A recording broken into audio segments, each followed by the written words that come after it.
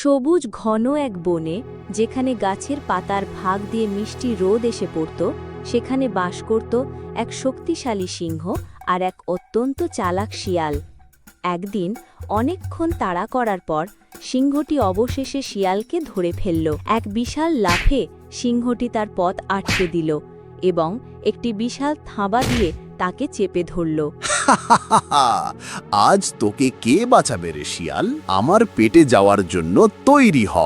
ছোট্ট শিয়ালটি বুঝতে পারল আজ তার বিপদ, কিন্তু শিয়াল দৌড়ানোর চেয়েও দ্রুত ভাবতে পারত। আর তখনই তার মাথায় একটি বুদ্ধি খেলে গেল। সে সিংহের দিকে বড় বড় মাসুম চোখে তাকিয়ে কাঁপা কাঁপা গলায় বলল, মহারাজ, আপনি তো বনের রাজা, আপনার হাতে মৃত্যু তো আমার ভাগ্য। মহারাজ, আমাকে তো আপনি খাবেনই, কিন্তু খাওয়ার আগে আমার ছোট্ট একটা শেষ ইচ্ছা কি পূরণ করবেন? বল, কি তোর শেষ ইচ্ছা? আমি বনের রাজা, তোর ইচ্ছা আমি পূরণ করব।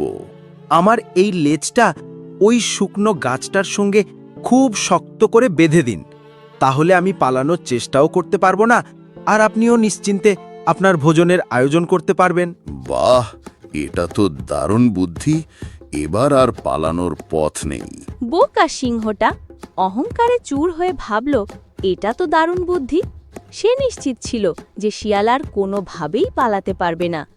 তাই সে কিছু মোটা লতাপাতা জোগাড় করে শিয়ালের লেজটি একটি পুরনো মরা গাছের কাণ্ডের সাথে যত শক্ত করে পারা যায় বেঁধে দিল। ঠিক আছে, তুই এখানেই থাক, আমি এবার খাওয়ার আয়োজন করে আসি। একটু ক্ষুধাটা বাড়িয়ে নি। নিজের কাজে সন্তুষ্ট হয়ে সিংহটি হাসতে হাসতে তার খাবার আয়োজন করতে চলে গেল।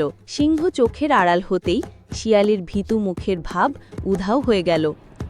সে নিজেকে প্রস্তুত করল, একটা গভীর নিঃশ্বাস নিল আর তার শরীরের সমস্ত শক্তি দিয়ে টান দিল। শেষ পর্যন্ত এক প্রচণ্ড হ্যাচকা টানে মরা গাছটা শিকড় শুদ্ধ মাটি থেকে উঠে এলো। এক মুহূর্ত দেরি না করে শিয়াল দৌড় দিল আর তার লেজের সাথে বাঁধা আস্ত গাছটাও টেনে নিয়ে গেল। যখন সিংহ শীষ দিতে দিতে ফিরে এলো, সে অবাক হয়ে থমকে দাঁড়ালো। সে অবিশ্বাস্য চোখে খালি জায়গাটার দিকে তাকিয়ে রইল। আরে, শিয়ালটা গেল কই? ধ্যাত, গাছটাই বা কই গেল? শিয়াল কি গাছটাকেও খেয়ে ফেললো নাকি? শিয়ালও নেই আর গাছটাও নেই।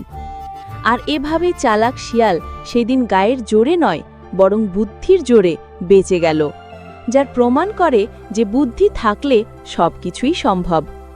এই গল্পের প্রবাদ বাক্যটি হল, বুদ্ধির জোরে সবই সম্ভব।